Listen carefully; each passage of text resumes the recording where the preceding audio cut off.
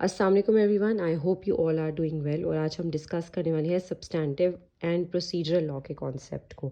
अगर आप law student हैं तो ये टर्म्स आपने लाजमन सुनी होंगी। तो सब्सटेंटिव लॉ इस तरह के लॉज को कहा जाता है कि जो बेसिकली आपके राइट्स या ऑब्लिगेशंस यानी आपकी राइट्स या ड्यूटीज़ को डिफ़ाइन करते हैं।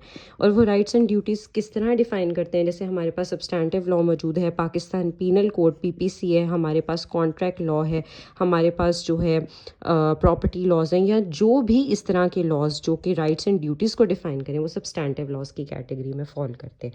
कॉन्ट्रैक्ट लॉ में जैसे अगर हमारे पास प्रॉपर क्राइटेरियाज गिवन है कि कॉन्ट्रैक्ट करते हुए किस तरह किन स्टेप्स को फॉलो किया जाता है, जैसे ऑफर की जाती है एक पार्टी की तरफ से, दूसरी पार्टी की तरफ से एक्सेप्टेंस की जाती है, then consideration and so on, जो भी स्टेप्स हैं, तो फिर जाहिर है जब इन सारी चीज़ों के थ्रू एक प्रॉपर एग्रीमेंट उनके दरमियान बन जाता है तो फिर पार्टीज़, दोनों पार्टीज़ जितनी भी यहाँ पार्टीज़ हैं उनके राइट्स एंड ड्यूटीज़ इस्टेब्लिश हो जाते हैं।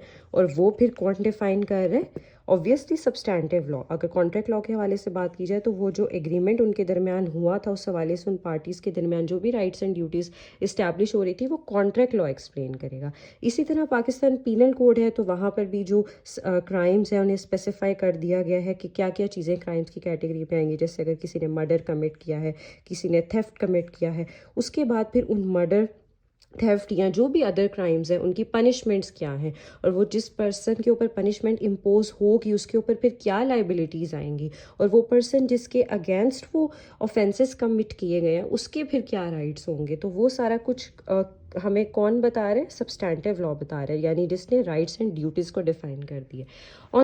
On the other hand procedural law में हमारे पास प्रोसेस और ऐसे रूल्स हमारे पास गिवन है जो बताते हैं कि अगर कोई भी लीगल प्रोसीडिंग्स इनिशिएट हुई हैं किसी भी मैटर के हवाले से, जैसे अगर वो मैटर क्रिमिनल नौयत का है या सिविल नेचर का है या प्रॉपर्टी डिस्प्यूट से रिलेटेड है, एनीथिंग, तो वो मैटर किस तरह से बाकायदा प्रोसीड किया जाएगा, किस तरह से वो केस इनिशिएट होगा, उसमें आर्ग्यूमेंट्स किस तरह प्रेजेंट की जाएंगी, उसमें एविडेंस किस तरह से दिया जाएगा, उसके हवाले से अगर कोई लिमिटेशन पीरियड है कि सूट कब तक फाइल किया जा सकता है तो वो भी हमें प्रोसीजरल लॉ में बताया जाता है। देन अल्टीमेटली उसकी जजमेंट किस तरह से पास की जाएगी, ये सारा कुछ जो प्रोसीजर है वो प्रोसीजरल लॉज के अंदर डिफाइन होता है। और ये सारी चीज़ें सब्सटेंटिव लॉ हमें नहीं बताती कि जो प्रोसीजर है वो किस तरह से फॉलो किया जाए, उसमें सिर्फ राइट्स एंड ड्यूटीज़ डिफाइन है।